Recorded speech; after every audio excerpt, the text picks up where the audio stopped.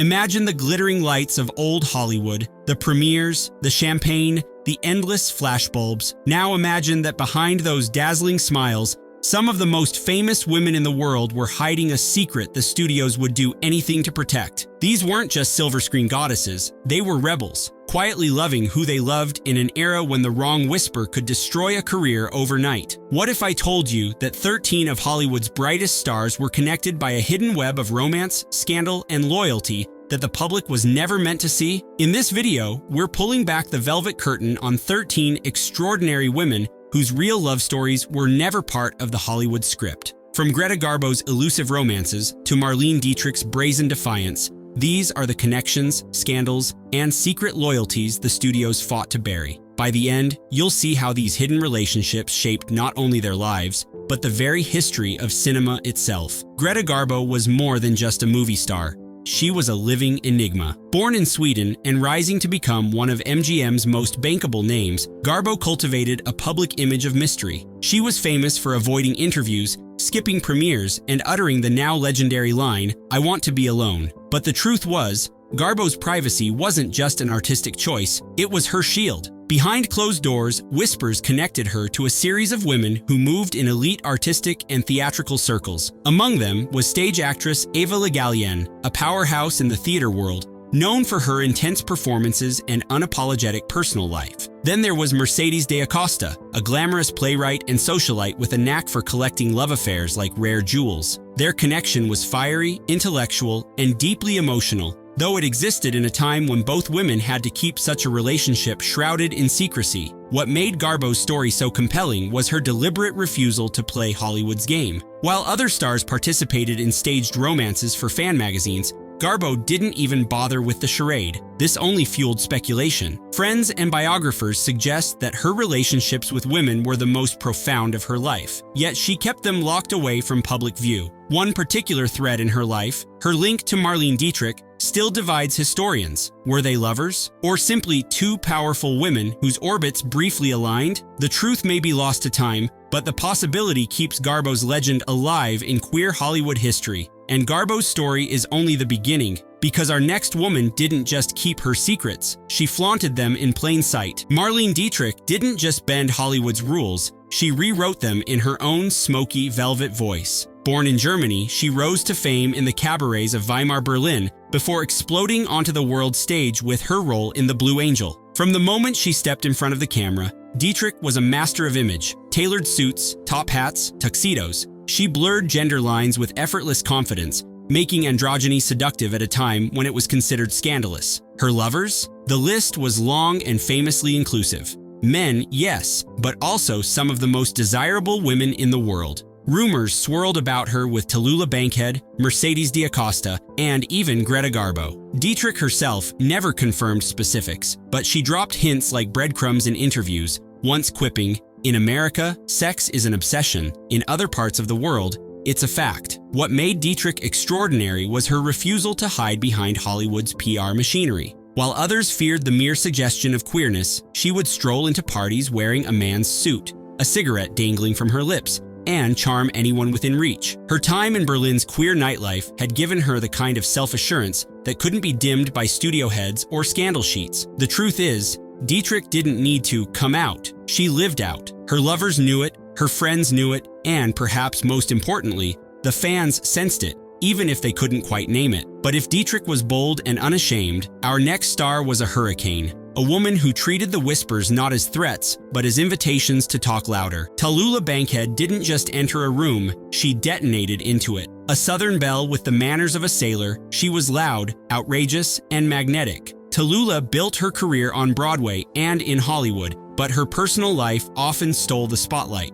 Within her inner circles, she was unapologetically open about her attraction to women, and she counted Marlene Dietrich among her rumored conquests. She drank hard, partied harder, and had a knack for outrageous one-liners. Once asked if she had ever been mistaken for a man, she shot back, "No, darling, have you?" The press adored her, but the studios were terrified. You never quite knew what Tallulah would say next. Her affairs, both rumored and confirmed, crossed boundaries of fame, class, and even propriety. She made no distinction between lovers based on gender.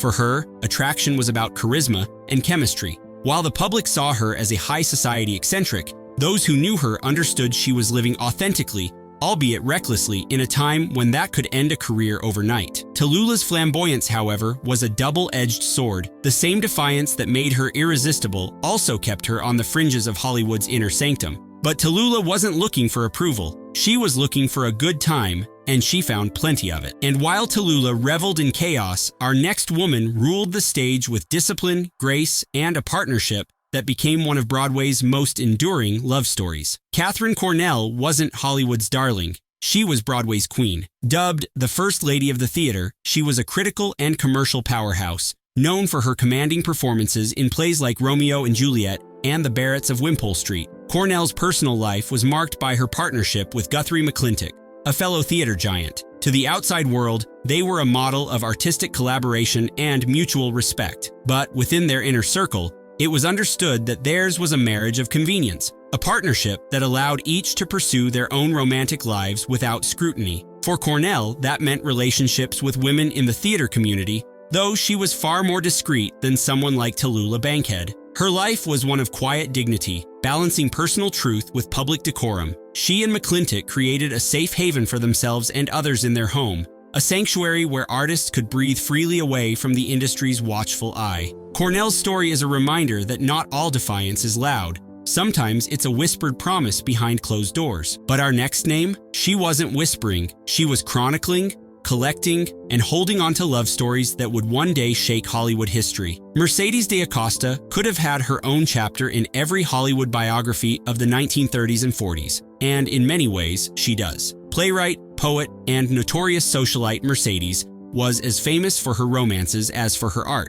She had a reputation for pursuing, and often winning, the affections of some of the most famous women of her time. Greta Garbo, Marlene Dietrich, Alla Nazimova, Isadora Duncan. The list reads like a guest list for a fantasy dinner party. Mercedes had an intoxicating mix of wit, elegance, and intensity that drew people in. Her love letters, which she kept meticulously, would later become a point of contention, as some of her lovers felt betrayed by her unwillingness to destroy such intimate records. For Mercedes, these relationships weren't just affairs. They were artistic collaborations, emotional odysseys, and power plays rolled into one. She famously once said, "Say what you will about me. I've had the most important women of the 20th century." And in many ways, she was right. While Mercedes thrived in elite salons, our next star was breaking barriers on screen, facing not just the limitations of gender, but of race itself. Anna May Wong's story is one of triumph against impossible odds. The first Chinese-American movie star in Hollywood, she was a trailblazer who refused to let the industry's racism define her.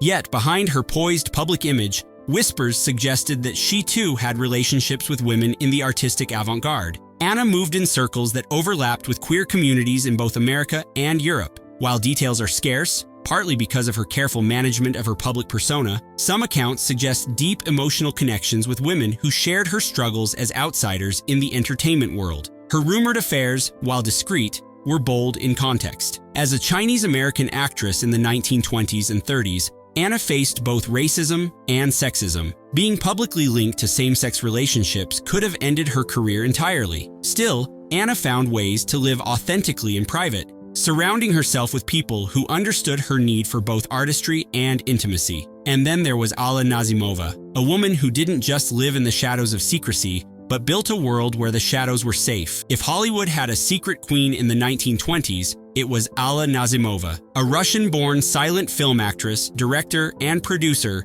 she was as magnetic off-screen as she was on it. Nazimova is credited with coining the term the sewing circle, a discreet phrase used to describe the network of lesbian and bisexual women in Hollywood. Her home, the legendary Garden of Allah on Sunset Boulevard, became a haven for queer artists, writers, and actors. It was part hotel, part salon, and part safe space where people could shed their public masks. Stories of its infamous parties still echo through Hollywood lore, gatherings filled with music, art, laughter, and a freedom that couldn't exist anywhere else in Tinseltown. Nazimova was romantically linked to many women, including Mercedes de Acosta, Eva Le Gallienne, and even a young Tallulah Bankhead. Unlike others on this list, she didn't hide her sexuality from those in her inner circle, though she understood the importance of discretion in the public sphere. Her life and influence bridged the silent film era and the rise of the talkies, and her impact on Hollywood's queer history is unmatched. But while Nazimova thrived on the energy of community, our next woman, Lily Palmer, navigated the shadows with a more subtle European elegance. Lily Palmer was the kind of actress who seemed to belong in two worlds at once, the glamorous heart of Hollywood and the intellectual salons of Europe. Born in Germany, she began her career in London before moving to the United States, where her beauty and sophistication made her a sought-after leading lady. While she was publicly linked to high-profile men, whispers followed her through the bohemian circles she moved in, whispers of same-sex affairs that were as discreet as they were passionate. Lily thrived in artistic communities where lines between friendship, love, and collaboration blurred easily. Though no single relationship with a woman was ever publicly confirmed, her name appears again and again in the quieter pages of Hollywood gossip, in private letters, in hushed conversations at parties, in the recollections of friends. Lily's story reminds us that for some stars, queerness wasn't about grand declarations or public rebellion. It was about carving out private spaces where love could exist without scrutiny. And in the case of Barbara Stanwyck, privacy became an art form all its own. Barbara Stanwyck was Hollywood's Iron Lady, sharp, controlled, and fiercely protective of her image. She rose from a difficult childhood to become one of the most respected actresses of her time, with a career spanning 4 decades and genres from melodrama to film noir. Her private life, however, was a constant source of speculation. The most persistent rumor centered on her deep companionship with her longtime publicist, Helen Ferguson. Their relationship was close, committed, and lasted for decades, far longer than Stanwyck's short-lived marriage to actor Frank Fay. Some insiders claimed Ferguson acted as more than just a professional confidant, and Stanwyck's reluctance to publicly address her personal life only fueled curiosity. Stanwyck was meticulous in protecting her privacy. She avoided public scandals, steered clear of loose talk, and kept her inner circle tight. But in Hollywood, the absence of denial can be as telling as an admission. If Stanwyck mastered discretion, Joan Crawford, our next star, was a master of reinvention even when scandal threatened to catch up with her. Joan Crawford was the ultimate survivor. She rose from a difficult childhood to become one of MGM's brightest stars, winning an Oscar and reinventing herself multiple times over decades in the industry. But along with her relentless ambition came persistent rumors of relationships with women, of scandalous affairs, and even of an alleged appearance in a suppressed lesbian film during her early years. MGM reportedly paid to bury that rumor, but the whispers never completely faded. Crawford was linked to Barbara Stanwyck, Dorothy Arzner, and others within Hollywood's discreet queer network. In her personal life, she could be charming and magnetic, drawing people in with her wit and intensity. Whether the rumors were true or not, they became part of Crawford's mystique, a reminder that in the Hollywood of the 1930s and 40s, whispers could be as powerful as headlines. Billie Burke, on the other hand, seemed far removed from scandal, until you looked a little closer. To most of the world, Billie Burke will forever be Glinda the Good Witch from The Wizard of Oz, floating in her pink gown, wand in hand, all kindness and light. But before she became an immortal part of cinema history, Burke was a celebrated stage actress and the wife of Broadway impresario Florence Ziegfeld. In the rarefied circles of New York and Hollywood high society, Burke was rumored to have had discreet relationships with women, though these stories were rarely printed in the press. She moved easily among artists, writers, and performers, where queer relationships were quietly accepted, if never spoken about too loudly. Her charm, grace, and discretion allowed her to maintain a spotless public image while living a life that may have been far more complex than audiences ever realized. Dorothy Arzner, however, didn't just live her truth. She built a career on defying expectations.